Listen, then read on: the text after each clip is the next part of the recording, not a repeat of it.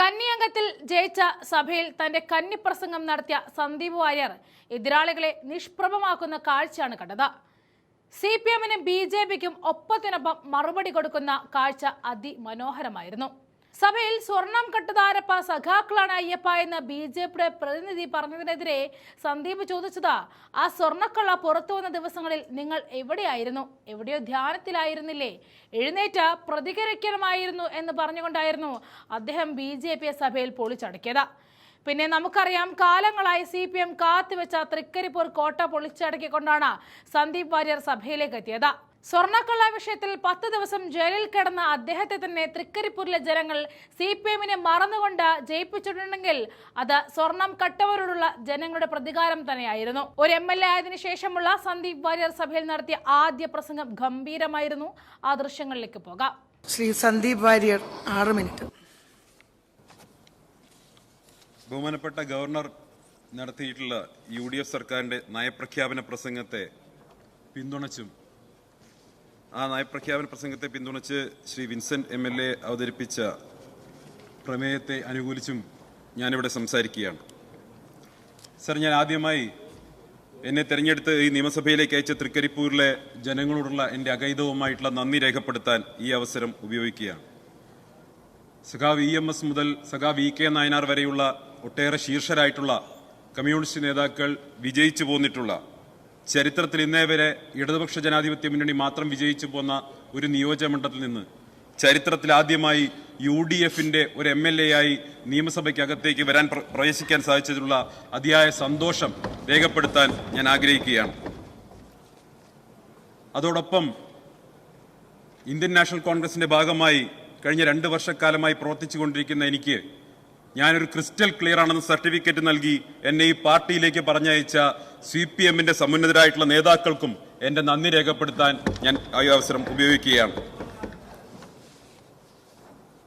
CPM-ന്റെ 5500 branch കമ്മിറ്റികളിൽ എന്തുകൊണ്ടാണ് തൃക്കരിപ്പൂർ തോറ്റത് എന്നത് സംബന്ധിച്ച് ചർച്ച നടക്കുന്നതായിട്ട് അറിയാൻ സാധിച്ചു. വല്ലാതെ ചർച്ച നടത്തി വിഷമിക്കേണ്ട കാര്യമൊന്നുമില്ല. കഴിഞ്ഞ 10 വർഷക്കാലത്തെ ഭരണത്തിന്റെ മികവ് തന്നെയാണ് തൃക്കരിപ്പൂര് പോലെയുള്ള ഒരു മണ്ഡലം പോലും നിങ്ങൾക്ക് നഷ്ടപ്പെടാൻ ഇടയാക്കിയത് എന്ന തിരിച്ചറിവാണ് നിങ്ങൾക്ക് വേണ്ടത്. എന്തുകൊണ്ട് തോറ്റു എന്ന് സംബന്ധിച്ച് ചോദിക്കുന്ന സമയത്ത് നിങ്ങൾ കഴിഞ്ഞ തവണ നൽകിയത് കൂടുതലും വാഗ്ദാനങ്ങളായിരുന്നു എന്ന തിരിച്ചറിവുണ്ടായിരിക്കണം. സർ, എന്താണ് നയപ്രഖ്യാപനം? നയപ്രഖ്യാപനം എന്നത് ഒരു സർക്കാരിന്റെ മുന്നോട്ടുള്ള പോക്കിനെ സംബന്ധിച്ച ദിശാബോധം നൽകുന്ന ഒരു പ്രഖ്യാപനമാണ്. പക്ഷേ കഴിഞ്ഞ 10 വർഷക്കാലം പരിശോധിക്കുമ്പോൾ കേരളത്തിലുണ്ടായിരുന്ന എന്താണ്? നയപ്രഖ്യാപനങ്ങൾക്കപ്പുറം ഒരു പോളിസി പാരാലിസ് ആയിരുന്നു, നയവൈകല്യമായിരുന്നു. പ്രഖ്യാപിക്കുന്നതൊന്നും നടപ്പാക്കുന്നത് വേറൊന്നുമായിരുന്നു. കഴിഞ്ഞ 10 വർഷക്കാലം ഇവരുടെ നയങ്ങൾ എന്തൊക്കെയായിരുന്നു? സിൽവർ ലൈനുമായി ബന്ധപ്പെട്ട് ഇവരുടെ നയം ഉണ്ടായിരുന്നു. അവർ ആ പദ്ധതി നടപ്പാക്കുമെന്ന് കൊട്ടിഘോഷിച്ചു. പക്ഷെ ഒരു ജനങ്ങളിൽ നിന്ന് വലിയ തോതിൽ എതിർപ്പ് നേരിട്ടപ്പോൾ അതിൽ നിന്ന് പിന്മാറേണ്ടി വന്നു. അതോടൊപ്പം കഴിഞ്ഞ തവണത്തെ മദ്യനയം എന്തായിരുന്നു? കേരളത്തിലെ പ്രശസ്തയായിട്ടുള്ള ഒരു സിനിമാ നടി വന്ന് അന്തരിച്ചുപോയി, ഞാൻ ഏറെ ബഹുമാനിക്കുന്നവരാണ്, അവർ വന്ന് UDF സർക്കാരിനെ വലിയ തോതിൽ വിമർശിച്ചിരുന്നു. മദ്യം ഘട്ടം ഘട്ടമായി കുറയ്ക്കുകയാണ് ഇടതുപക്ഷത്തിന്റെ നയമെന്ന് പറഞ്ഞതിന് ശേഷം 1000-ഓളം ബാറുകളാണ് സർ കഴിഞ്ഞ 5-10 വർഷക്കാലത്തിനുള്ളിൽ കേരളത്തിൽ പ്രവർത്തനം ആരംഭിച്ചത്. കേരളത്തിൽ മുഴുവൻ മദ്യം ഇഷ്ടം പോലെ കിട്ടുന്ന അവസ്ഥയിലേക്ക് ഇവരെത്തിച്ചു. അതുപോലെ തന്നെ ബ്രൂവറീസുമായി ബന്ധപ്പെട്ട് സർക്കാരിന്റെ നയത്തിന് വിരുദ്ധമായിട്ടല്ലേ സർ മലമ്പുഴയിൽ പുതിയ മദ്യനിർമ്മാണ കമ്പനിക്ക് തുടക്കം കുറിക്കാൻ വേണ്ടി പരിശ്രമം ഉണ്ടായതും വലിയ എതിർപ്പുണ്ടായതും? ഇവിടെ വ്യവസായ നയത്തെക്കുറിച്ച്, ഈസ് ഓഫ് ഡൂയിങ് ബിസിനസിനെ കുറിച്ചൊക്കെ ഒരു വാചാലരായിരുന്നു. പക്ഷേ കഴിഞ്ഞ 10 വർഷക്കാലത്തിനിടയ്ക്കാണ് ഒരു സംരംഭകൻ ആത്മഹത്യ ചെയ്യേണ്ട ഗതികേട് ഇവരുണ്ടാക്കിയത്. ഇവിടുത്തെ പ്രധാനപ്പെട്ട വ്യവസായ സ്ഥാപനങ്ങൾ മറ്റ് സംസ്ഥാനങ്ങളിലേക്ക് പറിച്ചു നടപ്പെടുന്ന സാഹചര്യം ഉണ്ടായത്. അപ്പോൾ പറയുന്ന നയമൊന്നും നടപ്പിലാക്കുന്ന നയം മറ്റൊന്നുമായി പോയതാണ് നിങ്ങളുടെ പരാജയത്തിന് ഏറ്റവും പ്രധാനപ്പെട്ട കാരണം. അതുപോലെ തന്നെയാണ് സർ കടമെടുപ്പ്, അതുപോലെ ധനനയത്തിലെ പരാജയം. വലിയ തോതിലുള്ള കടമെടുപ്പും നിത്യനിദാന ചെലവുകൾക്ക് പോലും കടമെടുക്കേണ്ട സാഹചര്യത്തിലേക്ക് ഈ കേരളം മാറിപ്പോയത് കഴിഞ്ഞ 10 വർഷക്കാലത്തിലായിരുന്നു. ആ നയവൈകല്യമാണ് നിങ്ങളെ പരാജയപ്പെടുത്തിയിട്ടുള്ളത്. അതോടൊപ്പം തന്നെയാണ് പോലീസുമായി ബന്ധപ്പെട്ട, ആഭ്യന്തര വകുപ്പുമായി ബന്ധപ്പെട്ടത്. നിങ്ങളുടെ നയം എന്തായിരുന്നു? അന്നത്തെ മുഖ്യമന്ത്രിയും ഇന്നത്തെ പ്രതിപക്ഷ നേതാവുമായിട്ടുള്ള ശ്രീ പിണറായി വിജയൻ പ്രഖ്യാപിച്ചല്ലോ, UAPA അമെന്റ്മെന്റ് ആക്ട് കേരളത്തിൽ നടപ്പാക്കില്ല എന്ന് പ്രഖ്യാപിച്ച് നാക്ക് വായിലേക്ക് ഇടുന്നതിന് മുമ്പല്ലേ 2 സഖാക്കളെ അതേ നിയമത്തിന്റെ പേരിൽ പിടിച്ച് അകത്തിട്ടത്?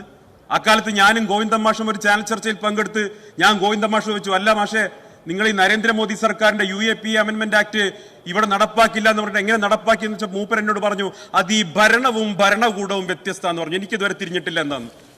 അത് അവരുടെ പാർട്ടിക്കാർ കൂടി തിരിയാത്തത് കൊണ്ടാണ് ഇത്തവണ തളിപ്പറമ്പിലടക്കം അവർക്ക് തോൽക്കേണ്ടി വന്നത് എന്ന് പറയാൻ ഞാൻ ആഗ്രഹിക്കുകയാണ്. ഇവിടെ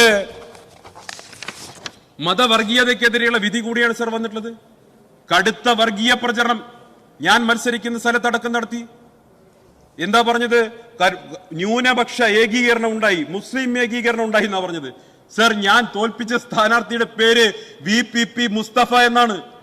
അവിടുത്തെ Muslim community Sandeep Warrier quote ചെയ്തിട്ടുണ്ടെങ്കിൽ അതെങ്ങനെയാണ് സർ മതവർഗീയതയാവുന്നത്? എന്റെ പ്രിയ സുഹൃത്ത് ജോയ് ഇവിടെ ഇരിക്കുന്നുണ്ട്. അദ്ദേഹത്തിന്റെ സമുദായം തവനൂർ മണ്ഡലത്തിൽ എത്രയാ ഉള്ളത്? മലപ്പുറം ജില്ലയെ വർഗീയവാദികളുടെ ജില്ല എന്ന് വിളിച്ചതാരാണ്? നിങ്ങളല്ലേ മലപ്പുറം ജില്ലയെ ഇതുപോലെ ആക്ഷേപിച്ചത്? അവിടെ ജോയ് എങ്ങനെ ജയിച്ചു? അങ്ങനെ ഒട്ടേറെ ഉദാഹരണങ്ങളൊക്കെ ചൂണ്ടിക്കാണിച്ചു തരാൻ സാധിക്കും. ഞാൻ അതിലേക്ക് ദീർഘമായി കിടക്കുന്നില്ല. ഇവിടെ BJPയുടെ ബഹുമാനായിട്ടുള്ള നേതാവ് സ്വർണം കട്ടവൻ ആരപ്പ, സഖാക്കളാണേ അയ്യപ്പ എന്ന് ഞങ്ങൾ പാടി എന്ന് പറഞ്ഞു. ഞാൻ അദ്ദേഹത്തോട് ചോദിക്കാൻ ആഗ്രഹിക്കുകയാണ്. എനിക്ക് അങ്ങയോട് എല്ലാ ബഹുമാനവും ഉണ്ട്. അവിടെ 3 അംഗങ്ങൾ BJPയുടെ ഇരിക്കുന്നുണ്ട്. ഇവിടെ സ്വർണ്ണക്കൊള്ള നടന്ന കാലഘട്ടത്തിൽ നിങ്ങൾ മൗനത്തിന്റെ വാൽമീകത്തിൽ ഒളിച്ചിരിക്കുകയായിരുന്നില്ലേ? 10 ദിവസം ആ സ്വർണ്ണക്കള്ളക്കെതിരെ പ്രതിഷേധിച്ചതിന്റെ പേരിൽ ജയിലിൽ കിടന്നിട്ടാണ് UDFന്റെ അംഗമായിട്ട് ഞാൻ ഈ നിയമസഭയിൽ എത്തിയിട്ടുള്ളത്. നിങ്ങൾ എവിടെയായിരുന്നു? കോൺഗ്രസിന് നേട്ടമുണ്ടാകും എന്ന് വിലയിരുത്തി സ്വർണ്ണക്കൊള്ളക്കെതിരെ വായ തുറക്കാൻ പോലും BJP തയ്യാറായില്ല. നിങ്ങൾ മനസ്സിലാക്കണം. എന്റെ കയ്യിലുള്ളത് 2019 BJPയുടെ പ്രകടന പത്രികയാണ്, സങ്കല്പ് പത്ര. അവിടെ ഇരിക്കുന്ന BJP അംഗങ്ങൾക്ക് പലർക്കും അറിയുന്ന കാര്യമാണ്. അതിൽ ശബരിമലയെ കുറിച്ച് പറയുന്നുണ്ട്. We will endeavor to secure constitutional protection on issues related to faith and belief എന്ന് ശബരിമലയെ കുറിച്ച് 36-ാം പേജിൽ പറയുന്നു.